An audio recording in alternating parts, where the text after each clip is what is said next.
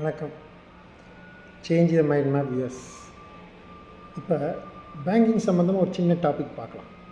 சிபில் ஸ்கோருன்னு ஒன்று இருக்குது. அந்த சிபில் ஸ்கோரை நம்ம எப்படி பாதுகாக்கிறது? சிபில் ஸ்கோருங்கிறது ஆக்சுவலாகவே கடன் நம்பகத்தன்மை காட்டக்கூடிய ஒரு மார்க். பொதுவாக 750க்கு மேலே இருந்துச்சுன்னா இட்ஸ் அ குட். இஎம்ஐ கிரெடிட்டில் வாங்கினா அது நேரத்தில் கரெக்டாக கட்டிட்டா பெஸ்ட்டு. கிரெடிட்டு ஃபுல்லாக இருக்குங்கிறக்காக 1 லேக் இருக்குங்கிறக்காக 1 லேக் யூஸ் பண்ணாமல் குறைஞ்ச அமௌண்ட்டாக ஒரு 60-70 யூஸ் பண்ணோம்னா கிரெடிட் யூட்டிலைசேஷன் நல்லாயிருக்கும். பல லோனை டயத்தில் வாங்கினாலும் ஸ்கோர் குறைஞ்சிடும். லோனை அடிக்கடி செக் பண்ணிக்கணும், எப்படி இருக்குது என்னங்கிறத செக் பண்ணிக்கணும். பழைய கிரெடிட் கார்டு இருந்துச்சுன்னா அதை ப்ராப்பராக க்ளோஸ் பண்ணியிருக்கணும், இல்லை அப்படின்னா ப்ராப்பராக யூஸ் பண்ணியிருக்கணும். கோப்ளிகண்டோ கேரண்டாரோ யாருக்காவது ஜாமீன் கையெழுத்து போட்டிங்கன்னா கொஞ்சம் ரொம்ப கேர்ஃபுல்லாக இருங்க. ரிப்போர்ட்டை அடிக்கடி செக் பண்ணுங்கள்.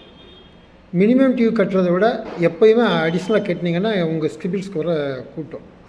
வருமானத்துக்கு ஏற்ற முறையில் வாழ்ந்தாலே நமக்கு சிபில் ஸ்கோர் ஆட்டோமேட்டிக்காக இருக்கும்.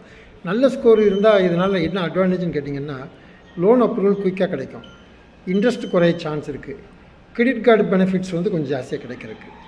சிபில் ஸ்கோர் எப்படி கணக்கிடலான்னு கேட்டிங்கன்னா, நம்ம பர்ஃபெக்டாக இருந்தோம்னாலே அது ஆட்டோமேட்டிக்காக எல்லாமே கரெக்டாக இருக்கும்.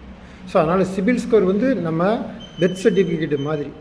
அதில் எந்த பிளாக் மார்க் வரக்கூடாதுன்னு நினச்சோம்னா அதை பெர்ஃபெக்டாக நம்ம ஃபாலோ பண்ணோம்னா, கைட்லைன்ஸை ஃபாலோ பண்ணோம்னா, ரீபேமெண்ட் கரெக்டாக பண்ணோம்னா எந்த விதமான ப்ராப்ளம் இல்லாமல் சிபில் ஸ்கோரு சேஃப்டியாக இருக்கும்.